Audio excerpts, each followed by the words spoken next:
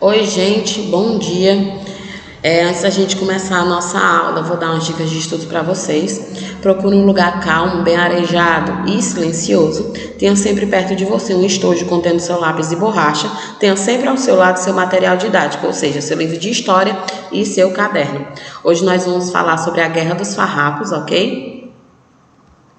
A Guerra dos Farrapos, também conhecida como Revolução Farroupilha, foi a mais importante rebelião do período da regência do Brasil, que ocorreu no Rio Grande do Sul e durou 10 anos, foi de 1835 a 1845. Teve início durante a regência de Feijó e só terminou no segundo reinado. Foi favorecida pelo caráter militarizado da sociedade rio-grandense, organizada em meio às lutas fronteiriças desde a época da colônia do Sacramento. A Guerra dos Farrapos foi promovida pela classe dominante gaúcha, constituída de estanceiros, donos de grandes propriedades rurais, usada para a criação de gados, indignados com os elevados impostos territoriais, além de altas taxas sobre as exportações de charque, couro e sebos. Além disso, as ideias republicanas e federativas encontravam muitas receptividades entre os rio-grandenses, estimulado pelas as vizinhas repúblicas latinas. Agravando a situação, em 1835, o regente Feijó nomeou o moderado Antônio Rodrigues Fernandes Braga como presidente da província, o que não foi aceito pelos gaúchos.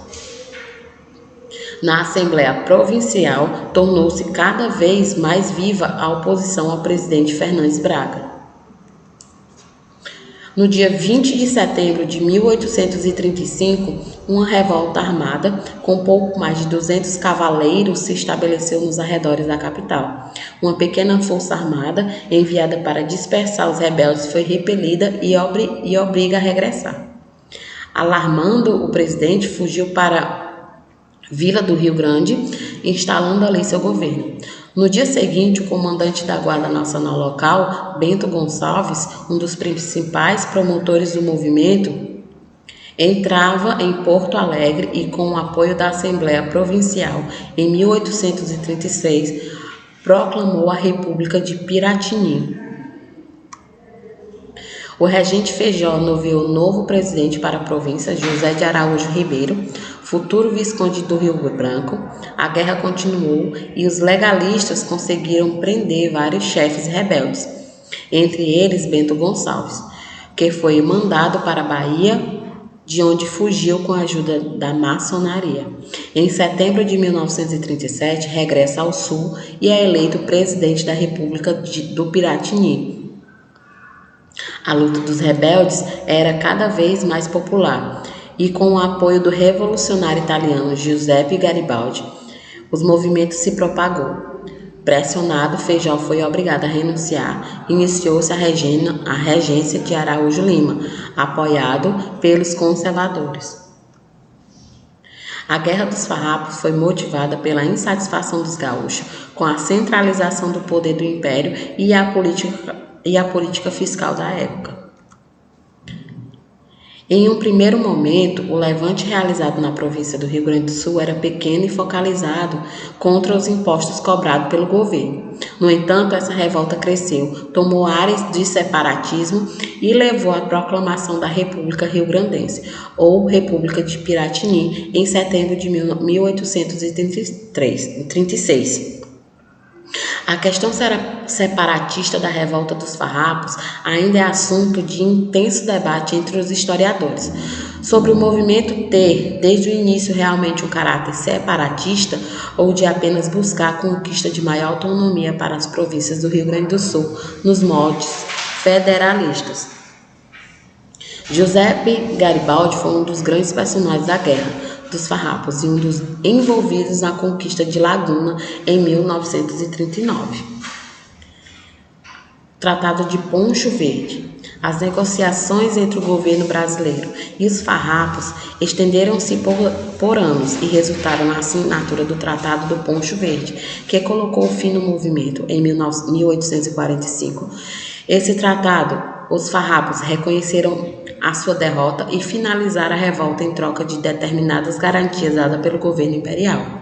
Entre os compromissos assumidos e cumpridos pelo governo estavam a anistia, o perdão a todos os envolvidos na Guerra dos Farrapos, a imposição de uma taxa alfandegária de 25% sobre o charque produzido na Argentina e no Uruguai, e a incorporação ao exército imperial, e a manutenção da patente dos militares que lutaram pelo exército dos farrapos.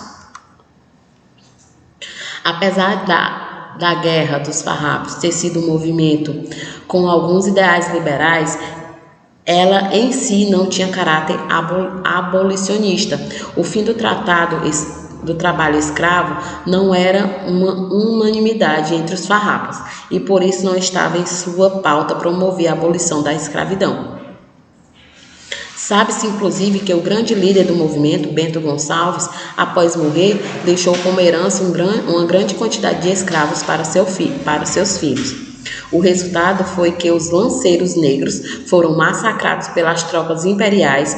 Esse acontecimento levou alguns historiadores, baseados em documentação, a concluírem que o ataque aos lanceiros negros haviam sido acertados entre os líderes dos farrapos e o governo. Esse pacto foi motivado pelo fato de que o império não aceitava alforriar os negros fugidos que tinham aderido às tropas farrapas, e para resolver a questão, uma emboscada contra eles foi armada. Okay? Os líderes farroupilhas, foram Bento Gonçalves, General Neto, Luiz Alves de Lima, o Duque de Caxias, Davi Canabaro, Onofre Pires, Vicente Fontoura, Davi Canabaro, Giuseppe Garibaldi, Cipriano Barata e Luigi Rossetti. A guerra resultou em severos danos à economia do Rio Grande do Sul, a qual demorou muitos anos para conseguir se recuperar do conflito. Algumas cidades tiveram a população reduzida significativamente, a exemplo de Passo Fundo e Piratini, que serviam de corredores para as tropas. O reflexo mais forte da guerra, no entanto, pode ser visto até os dias de hoje, com a exaltação da cultura rio-grandense. Todos os anos, o dia 20 de setembro é comemorado pelos gaúchos em homenagem aos farroupilhos e às tradições propagandeadas durante a guerra. Ok, gente? A nossa aula foi somente até aqui. Se vocês quiserem rever nossa aula, acesse o site www.escolapequenospassos.com.br e não esqueça de acessar a nossa agenda eletrônica. Lá vocês encontrarão as atividades diárias de vocês. E tenham um bom dia de estudos e até a próxima aula.